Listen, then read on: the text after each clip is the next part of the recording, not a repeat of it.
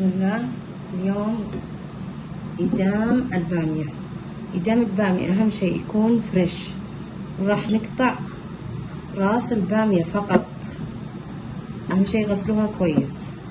2 عندنا البطاطس، وعندكم القرع تقطيع مربعات وسط.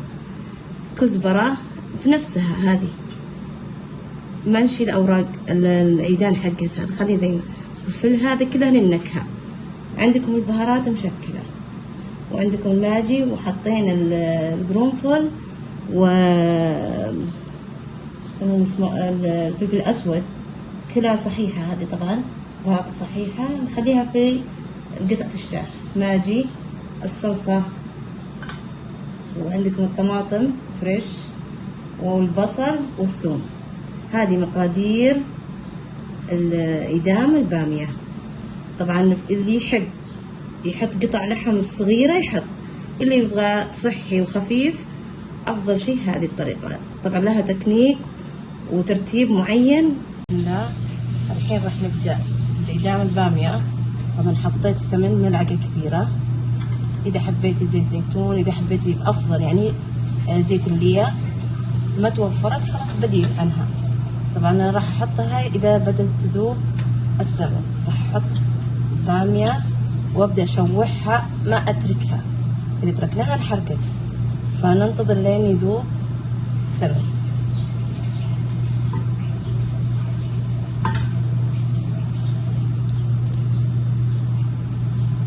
إذا بدأت النار تسخن الزيت، خلاص نحط عليها البامية.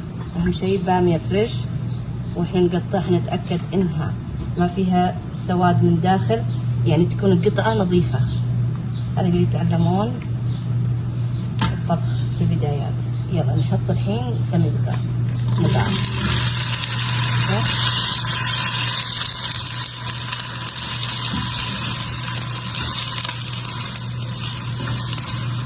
ما نقصر على النار، لأنه راح يطلع من الماء البامية مادة لزجة. هذه اللزوجة راح تروح بالتشويح، ومنها يحافظ على شكل البامية في الطبخ، إنه ياخذ وقت تقريبا الساعة. فنبدأ نشوح فيها، بعدين نضيف الأشياء الثانية بالتدريج. شلون؟ طبعا المادة اللزجة. خلاص النار على عالي، ونحرك ونقلب فيها، ما نتركها. ياخذ وقت يعني تقريبا 3 دقائق دقيقتين. أهم شيء النار عالية.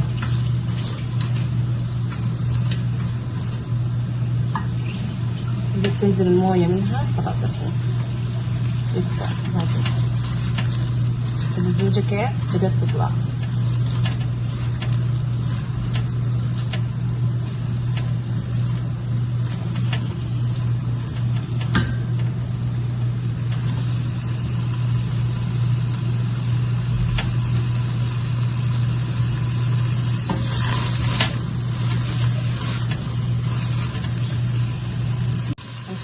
راح أضيف عليها البصل والثوم. بسم الله.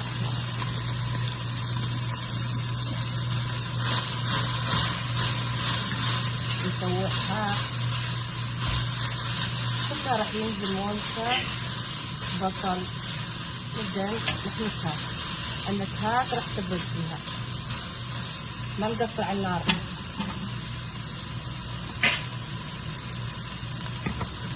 نحط بهارات. بسم الله الرحمن الرحيم. نحط الطماطم اللي صلصة الطماطم، ونشوحها نصها. أهم شيء في التقليب أقلب من هنا كذا، ما يعني أمسك البامية وأهرسها. ننتبه.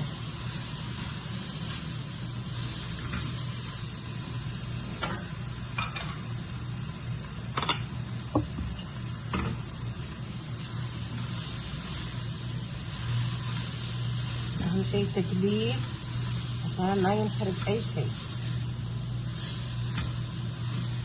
الصلصة البداية حطيناها عشان الحموضة تروح.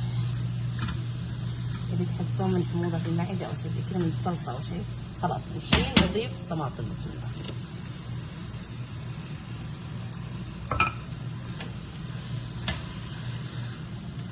طبعا أنا إلى الآن ما أضفت الموية أبدا.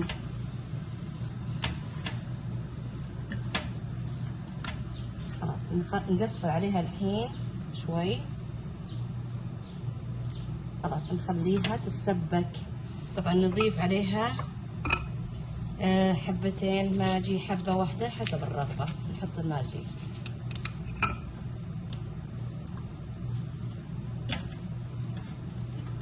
نخليها على نار وسط.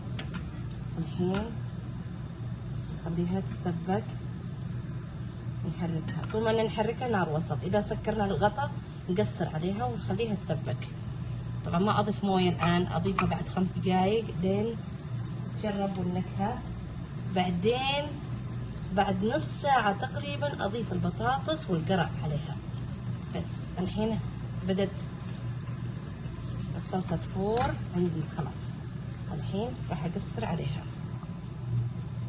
وأغطي القدر وأضيف فقط شيء بسيط من الموية عليها.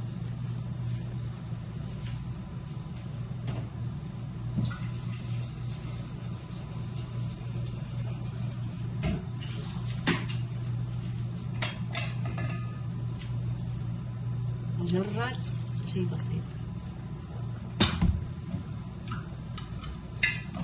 آخر تحريكة لها قبل ما أسكر عليها تقريبا كل 5 دقايق 7 دقايق أشيك على الموية.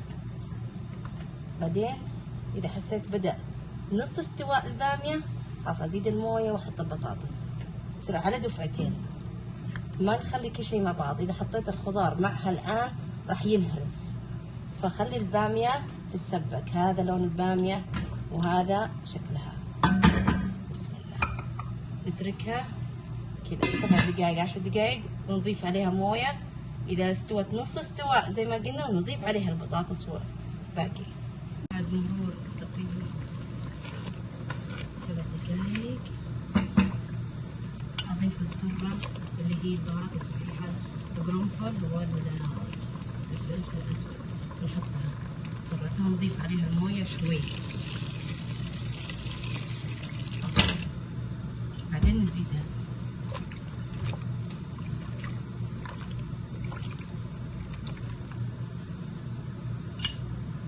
نضيف الفلفل هذه للنكهة، وكذلك هذه كزبرة بأوراقها ونفس الغصن حقها. نتركها كذا خلاص. نقصر عليها ربع ساعة تقريبا لين تكمل النص ساعة أو أقل من نص ساعة. بعدين نضيف عليها اللي هي البطاطس والقرع في النهاية قبل ما أسكر على النار تقريبا بثلث ساعة، لأنه ما ياخذ وقت لا البطاطس ولا القرع. هذا بالعافية. خلاص رجعنا الحين انتهت تقريبا. أهم شيء تحريك أطراف ما ينهرس البامية. نضيف عليها الموية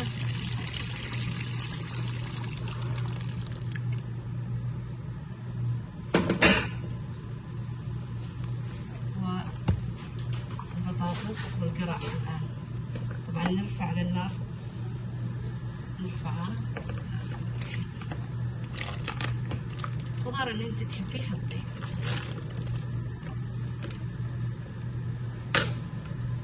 ننتظر لين يبدأ الموية تفور. بسم الله. بعدين نغطيها نقصر عليها. بالعافية. انتهت إدام البامية.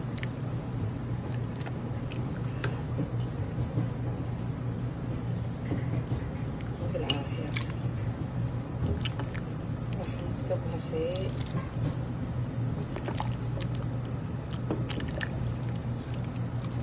طبعا الأشياء اللي كانت موجودة، الكزبرة، هذه كلها نشيلها. هذه إدامنا. عندنا قاعدة الساعة تقريبا خلاص.